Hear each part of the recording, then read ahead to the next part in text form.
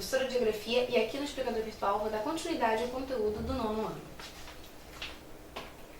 E a matéria, o assunto é China.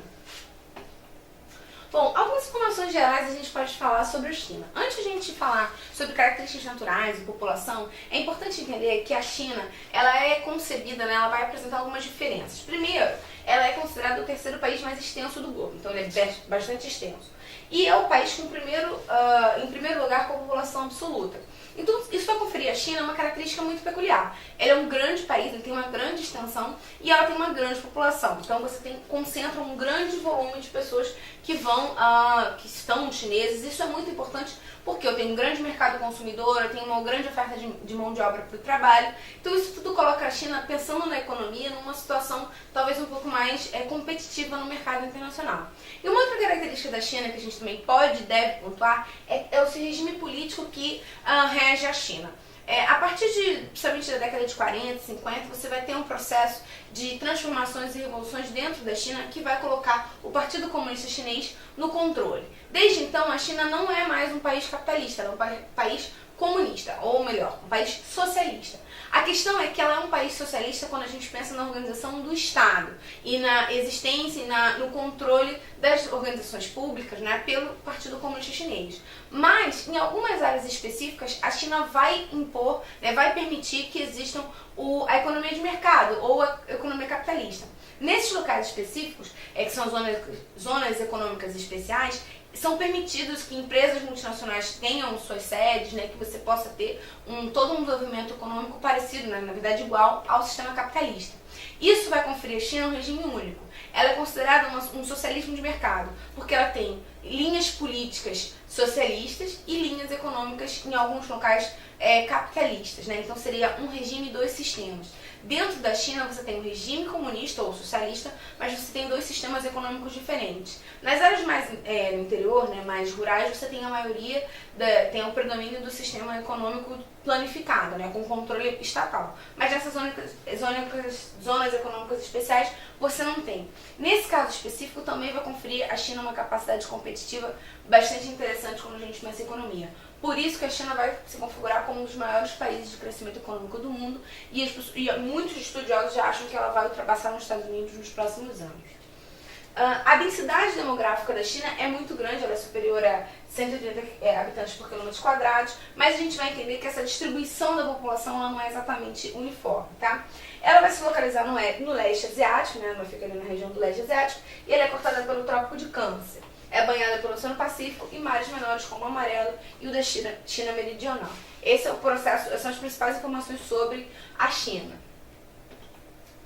Bom, pensando em quadro natural, é bom a gente entender bastante o quadro natural, porque a gente consegue entender a distribuição populacional também.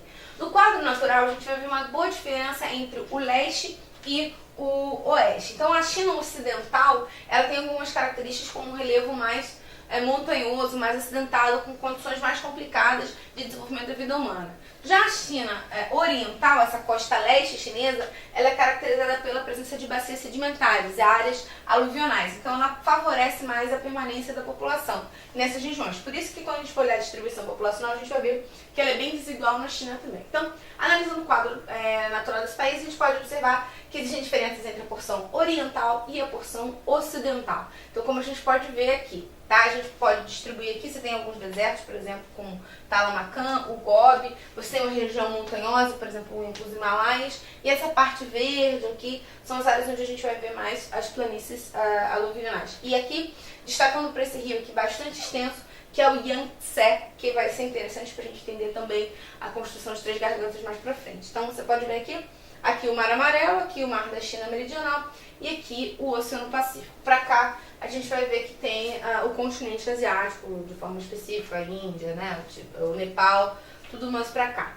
Tá? Então a gente consegue entender mais ou menos como é que a gente está organizando.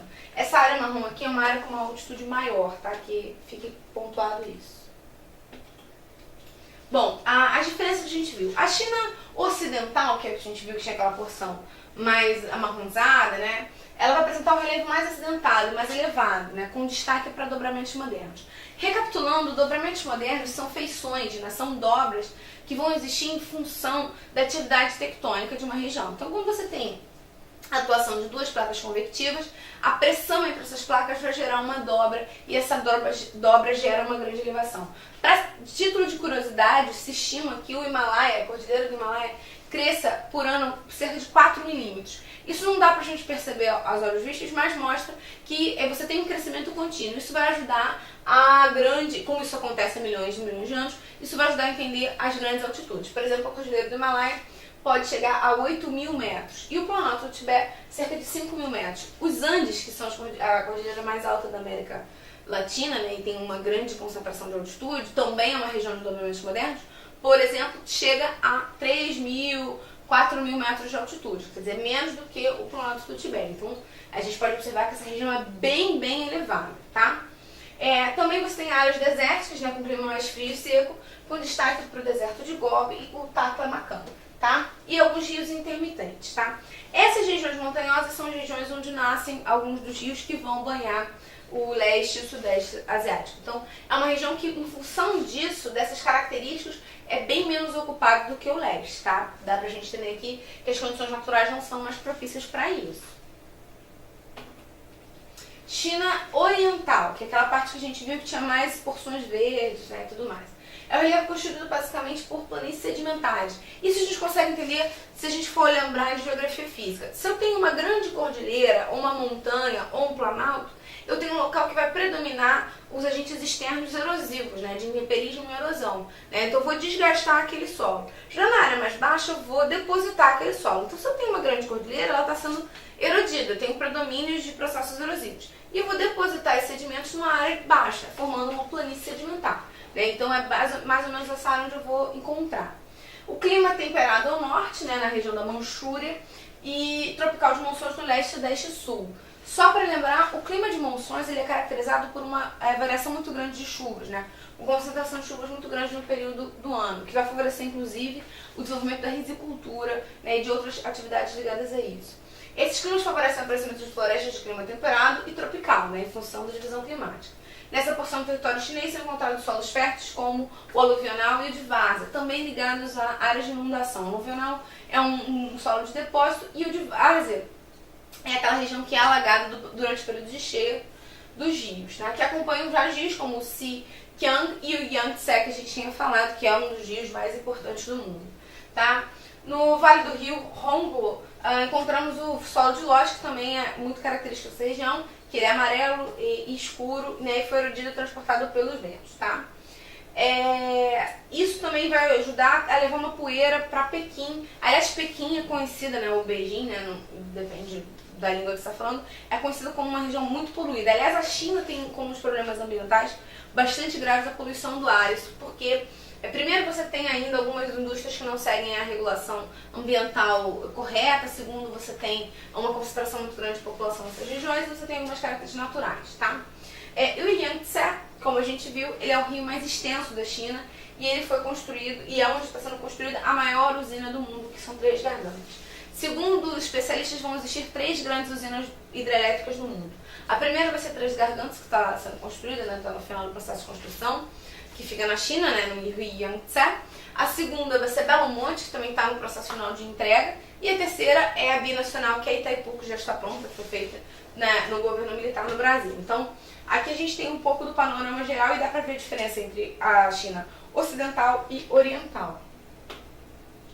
Tá? Aqui a gente consegue ver pelo relevo essa organização. Então, aqui nessa parte marrom onde você vai ter as maiores concentrações de altitude, aqui essa cordilheira do Himalaia, então vai pegar o Nepal, a Índia, Bangladesh, né, Mianmar, Tailândia, Laos e Vietnã.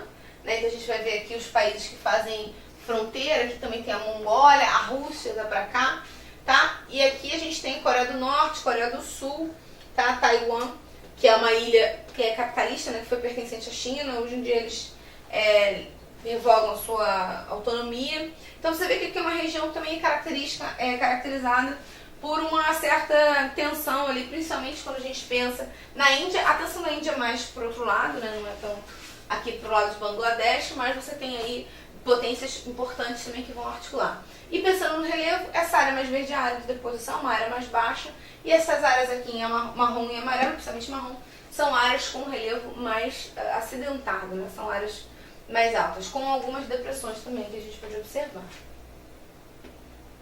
E aqui é só para a gente ter uma ilustração, essa aqui é a usina de Três Gargantas, que é uma grande usina, você vê que ela tem proporções muito grandes, alguns cientistas acreditam que ela pode até ser responsável por ter desviado o eixo da Terra, mas na verdade são obras de grande porte, é uma usina de grande porte que tem como objetivo fornecer energia para a economia da China, que é a economia de grande porte, como a gente já viu, a economia que mais cresce no mundo.